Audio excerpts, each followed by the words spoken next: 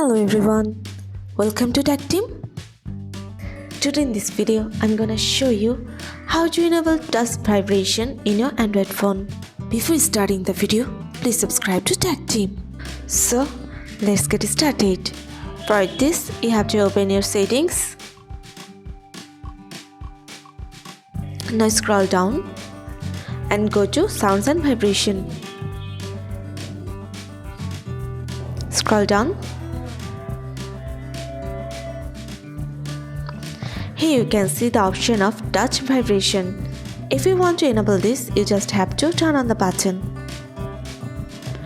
That's it. So this is how to enable touch vibration in your Android phone. So guys, that's it. You can do this. I think this video is very helpful to you. If it was, then give a thumbs up and hit the subscribe button. And thanks for watching.